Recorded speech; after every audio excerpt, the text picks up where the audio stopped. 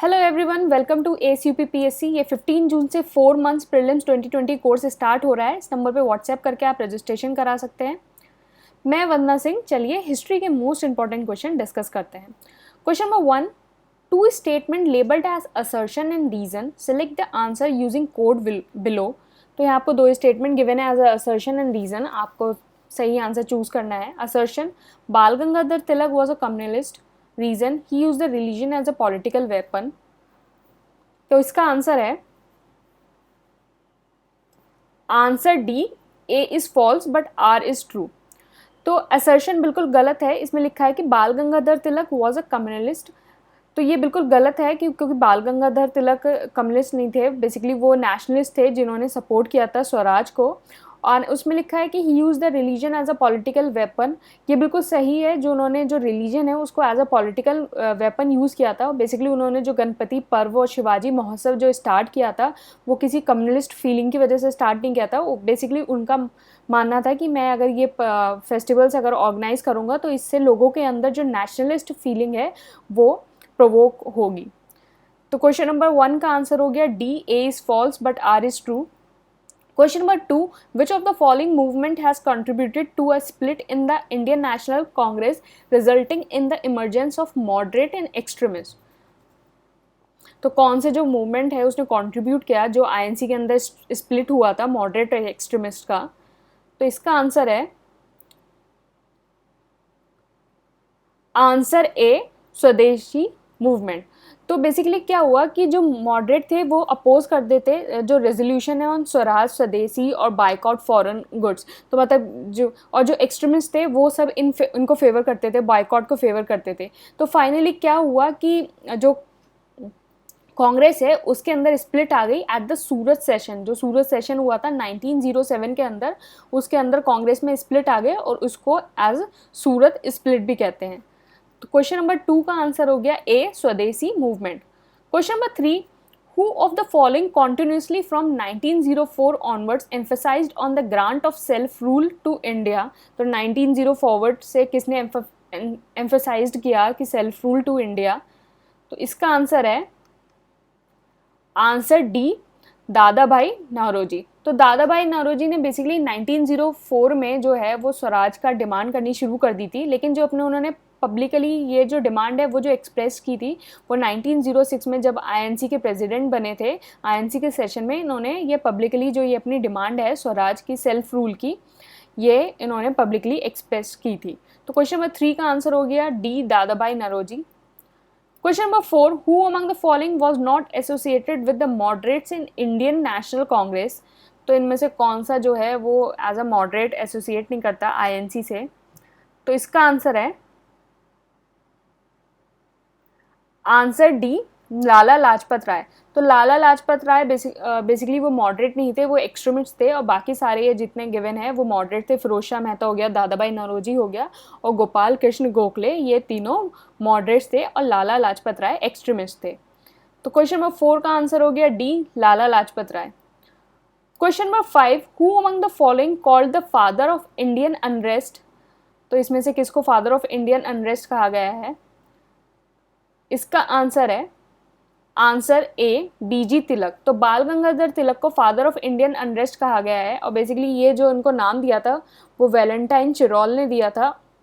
तो ये क्वेश्चन ऐसे भी आ सकता है कि फादर ऑफ इंडियन अनरेस्ट का नाम बाल गंगाधर तिलक को किसने दिया था? ये तो वैलेंटाइन चिरोल ने दिया था। तो क्वेश्चन नंबर 5 का आंसर हो गया ए, बाल गंगाधर तिलक। Question number 6, after the sentence of B.G. Tilak, who among the following had pleaded for the mercy and said, my interest in Tilak is that of a Sanskrit scholar? तो इनमें से किसने जो बाल गंगाधर तिलक है उसके लिए मर्सी प्लीड की थी? तो इसका आंसर है आंसर बी, मैक्स मुलर। तो मैक्स मुलर ने जो है वो बाल गंगाधर तिलक के लिए मर्सी प्लीड की थी। Question number 7, arrange the following event of Akbar regime in their chronological order. तो यहाँ कुछ अकबर से रिलेटेड कुछ इवेंट है, इनको आपको क्रोनोलॉजी में लगाना है। 1, अबॉलिशन ऑफ जजिया। 2, कंस्ट्रक्शन ऑफ इबादत खाना। 3, साइनिंग ऑफ मजहार। 4, फाउंडेशन ऑफ दीन इलाही। तो इसका आंसर है आंसर ए 1 2 3 4। तो सबसे पहले क्या हुआ, तो अकबर ने जो है अबॉलिशन ऑफ जजिया किया, ये 1564 में किया था। फिर उसने इबादत खाना का कंस्ट्रक्शन किया, ये 1575 में किया था। एंड फिर साइनिंग ऑफ मजहार, ये 1579, और फिर उसके बाद दीन इलाही की फाउंडेशन रखी 1582 में। तो क्वेश्चन नंबर 7 का आंसर हो गया A 1 2 3 4। Question number 8, Mughal emperor Jahangir gave title English Khan to. तो मुगल एम्परर जहांगीर ने इंग्लिश खान का टाइटल किसको दिया था? तो इसका आंसर है आंसर सी हॉकिंस। तो मुगल एम्परर जहां ने जो इंग्लिश खान का टाइटल है वो हॉकिंस को दिया था। बेसिकली जो हॉकिंस है उसने जहांगीर के कोर्ट में जो विजिट किया था वो 1608 से 1611 के बीच में किया था। और फिर उसके बाद जो जिसने जहांगीर के कोर्ट में विजिट किया था वो थॉमस रो था, उसने 1615 से 1619 के बीच में ये विजिट किया था। तो कभी कभी आपको ये इनका ईयर भी पूछ लिया जाता है कि कब कब विजिट किया था। तो क्वेश्चन नंबर 8 का आंसर हो गया C Hawkins. Question number 9, a Dutch traveller who has given a very valuable account of Jahangir was. तो कौन सा ऐसा डच ट्रेवलर था जिसने जहांगीर का जो है वैल्यूएबल अकाउंट दिया? इसका आंसर है आंसर ए फ्रांसिस्को पेलसर्ट। तो फ्रांसिस्को पेलसर्ट ने जो है जहांगीर का वैल्यूएबल अकाउंट दिया था।